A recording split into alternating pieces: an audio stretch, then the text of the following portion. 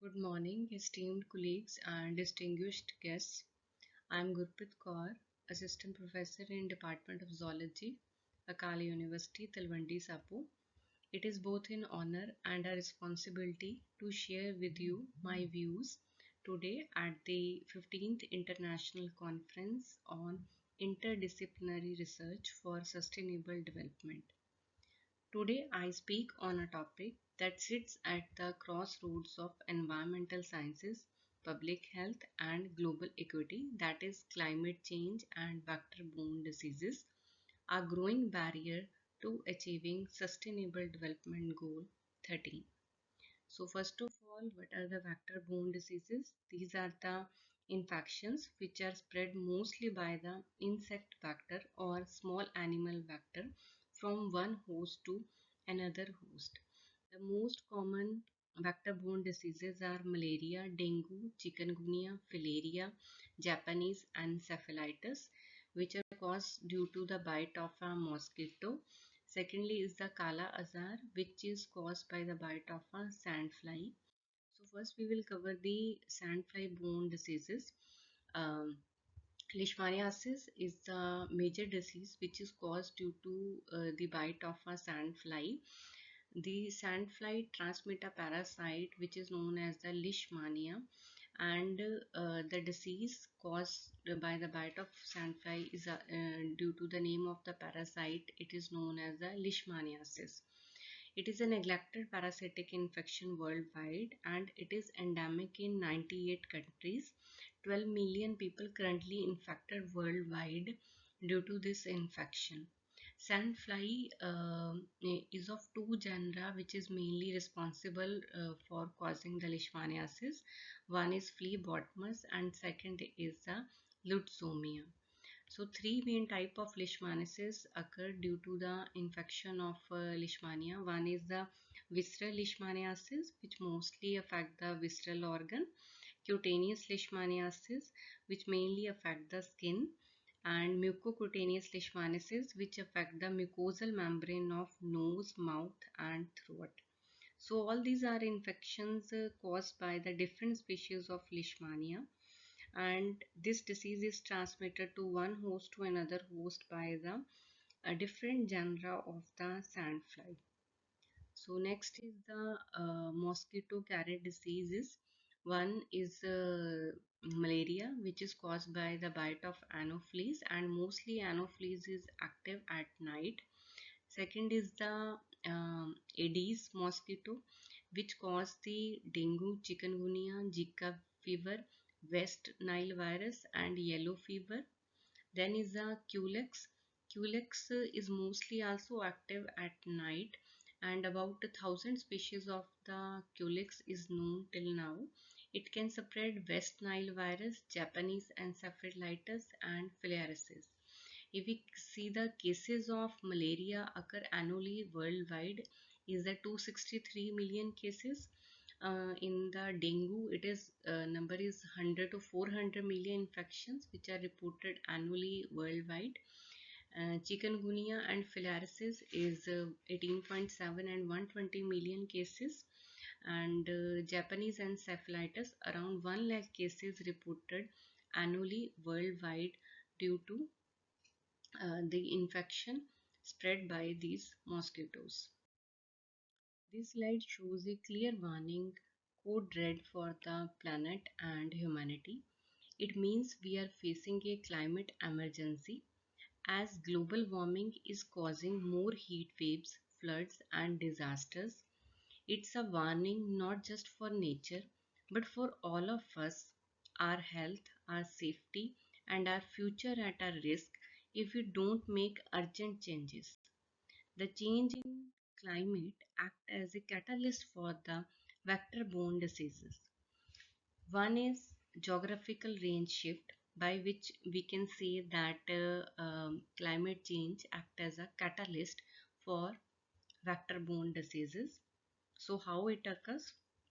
Climate change is causing vector to expand into new geographical areas like higher altitudes where they were previously absent, so exposing new population to vector-borne diseases. Second is warmer temperature and milder winters extend the transmission seasons of vectors, which allow them to the disease transmission throughout the year. Third is the extreme weather events can disrupt the ecosystem, leading to a change in the vector habitat and creation of new breeding sites, which ultimately affect the vector population.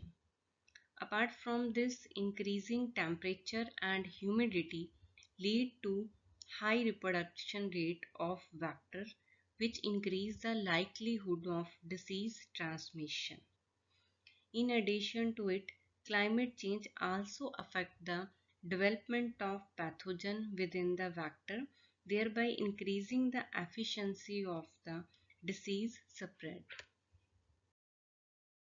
So, if we don't limit the human-induced climate change, several sustainable development goals cannot be achieved in addition to SDG 13 climate action. Particularly food and water security, good health for everyone, poverty alleviation, zero hunger, clean water and sanitation. These sustainable goals we can't achieve. So, the main goal of SDG 13 is to take urgent actions to combat climate change and its impacts. So, main challenges to achieving SDG 13 is first of all is increasing disease burden of vector-borne diseases, which put pressure on the economies and health system. Second is the disruption of the ecosystem and migration due to climate-induced disasters, which also facilitate the emergence of vector-borne diseases. Next is the resource diversion.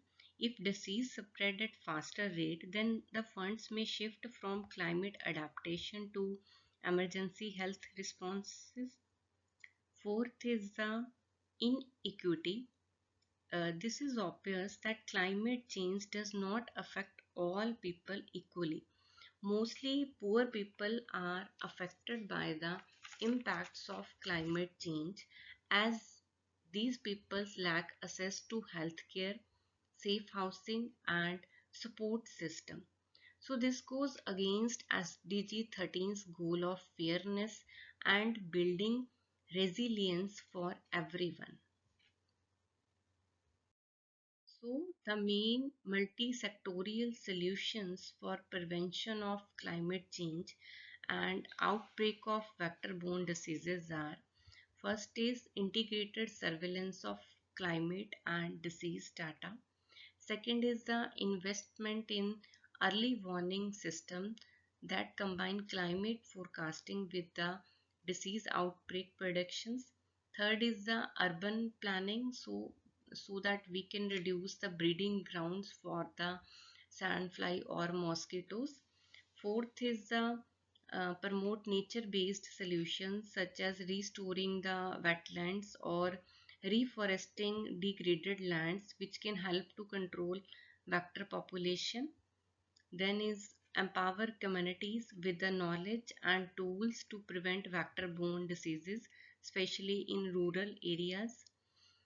Most important is the integrated policies across the health, environmental and disaster preparedness sectors to address the complex challenges posed by the climate change.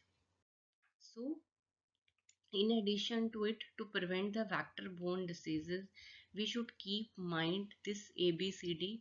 1A for is awareness, that we all should aware about the vector-borne diseases. B is the second, that we can prevent the bite of sand flies or mosquito by using prevention methods. Third is the C for chemoprophylaxis. If anyone got disease, then he or she should take preventive medication for the treatment. Fourth is the diagnosis. So all these four parameters uh, help in the prevention of the vector-borne diseases. So, in conclusion, I would like to say that vector-borne diseases are no longer just a health issue. They are a climate issue, a development issue, and a global security issue.